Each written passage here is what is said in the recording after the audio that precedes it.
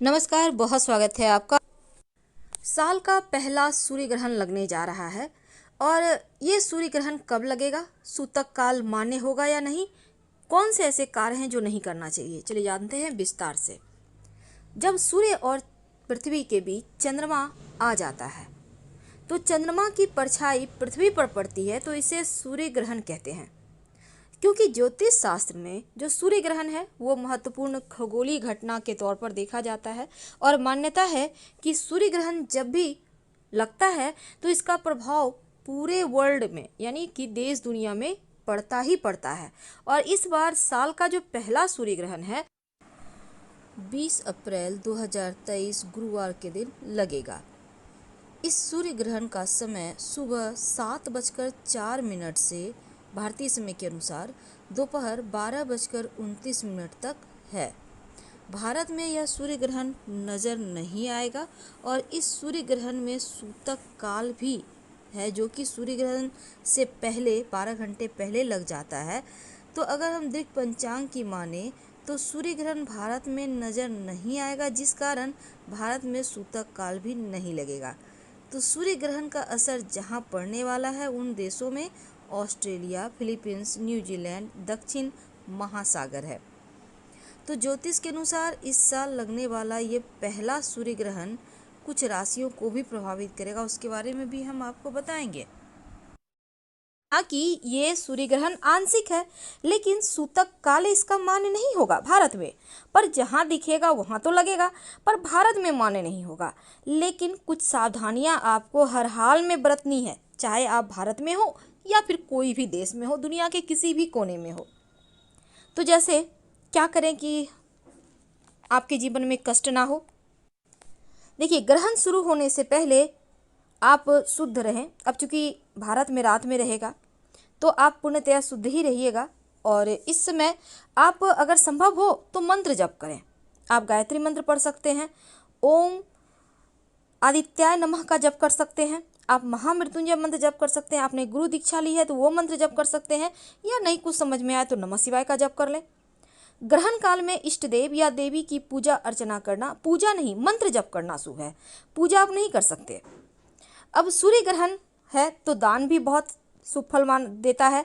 तो इस ग्रहण का चूंकि यहाँ पर देखिए जो सूर्य ग्रहण है ना समाप्त होगा जब, जैसे कि सुबह सुबह ही समाप्त हो रहा है। हो सकता है बहुत सारे लोग सोए हुए हों, पर कोई बात नहीं, आप सोए हुए भी हैं तो कोई दिक्कत नहीं है। लेकिन सुबह सुबह उठिए, आपने जितने भी वस्त्र पहने हैं, जिस बेड पर सोया है आपने, वो चादर वगैरह सब धो लीजिए। जो भी कपड़े पहने हैं सारे धुल लीजिएगा, सर से स्नान कीजिएगा, चाहे आप बच्चे हैं, बुजुर्ग हैं, यंग हैं, हर कोई। तभी आपको शुभ फलों की प्राप्ति होगी, वरना ग्रहण तो माथे पे रह जाएगा। सूर्य राहु एक साथ है।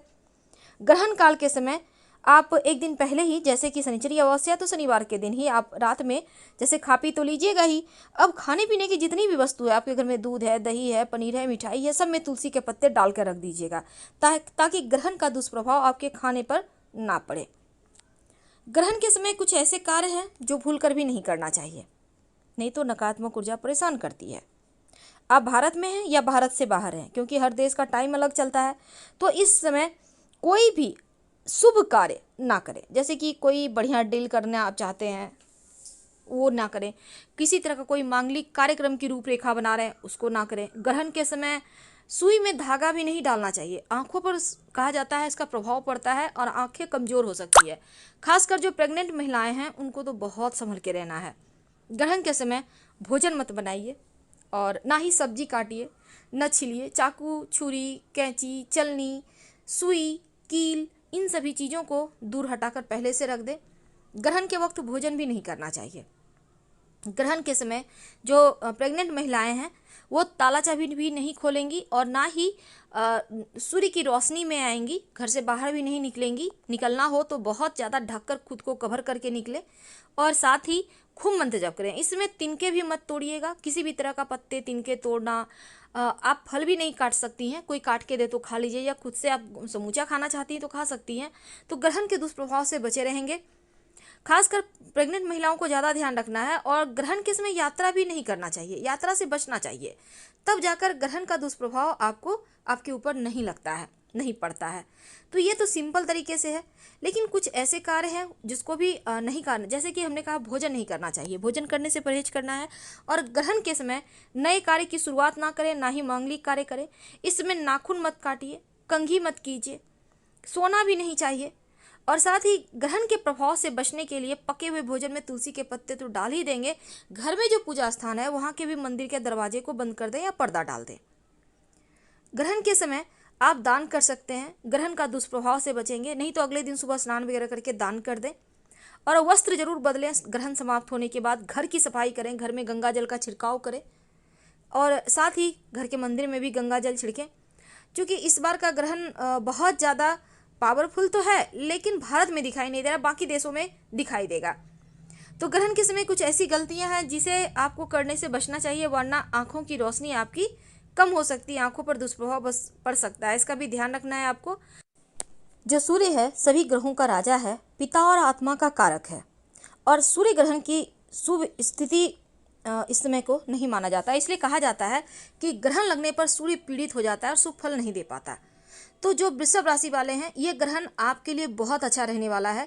इस ग्रहण से आपकी आर्थिक स्थिति मजबूत होगी, आपके कई अधूरे कार्य बनेंगे। इस समय सारे कार्य आपके सफल होंगे और यात्रा भी आपके लिए लाभदायक रहेगा। व्यापार से जुड़े यात्रा आपके ग्रहण में शुभ रहने वाले हैं।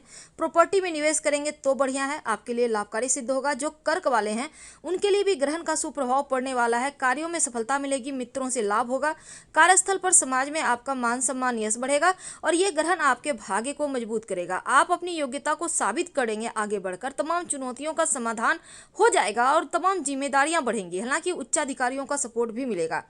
जो तुला राशि है, यह ग्रहण आपके लिए बहुत अच्छा रहेगा।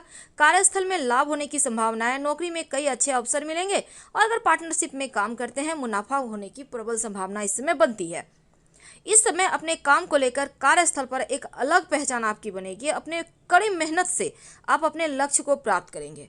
और जो धनु राशि है, देखिए आर्थिक स्थिति में एक बहुत सुधार होगा। नौकरी में जो लोग जॉब करते हैं उनके लिए ग्रहण बहुत अच्छा है, क्योंकि विदेश में जॉब प्राप्ति करने के प्रबल संभावना है। उन्नति के यहाँ पर अवसर मिलेंगे और ग्रहण के समय जितना हो सके आप मंत्रों का जप करें। अगर आप व्यापार को विस्तार करने के लिए कुछ आप रणनीति बनाना चाहते हैं तो उसको लागू कीजिए, क्योंकि सफलता मिलने की संभावना बढ़ी हुई है।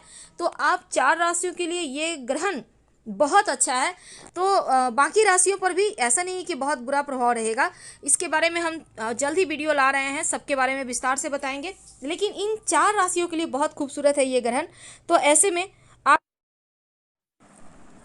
ग्रहण के समय गायत्री मंत्र पढ़ सकते हैं, हनुमान चालीसा पढ़ सकते हैं, या आप जो भी आपने गुरु दीक्षा ली उसको जप करें तो आपके लिए अच्छा रहेगा। वैसे सूर्य ग्रहण का विशिष्ट प्रभाव मेष राशि पर ही माना जा रहा है। तो जो करियर की उलझने हैं वो समाप्त होगी। हालांकि 3 राशियां ज़्यादा लकी रहेंगी, 4 राशियां। बाकी राशियों पर एवरेज प्रभाव है, लेकिन बाकी राशियों को डरने की आवश्यकता नहीं है। बस आपको ये ध्यान रखना है कि सूर्य ग्रहण को खुली आंखों से नहीं देखना है और साथ ही तमाम परहेज जो हमने बताए जरूर करना है। खासकर जो घर में प्रेग्नेंट महिलाएं हैं उनको सावधानी रखने की आवश्यकता है। धन्यवाद। हम आपसे विदा लेते हैं। जानकारी अच्छी लगे तो लाइक कर सब्सक्राइब करें, अपनों से शेयर करें, कमेंट में हर हर महादेव जरूर लिखें। धन्यवाद।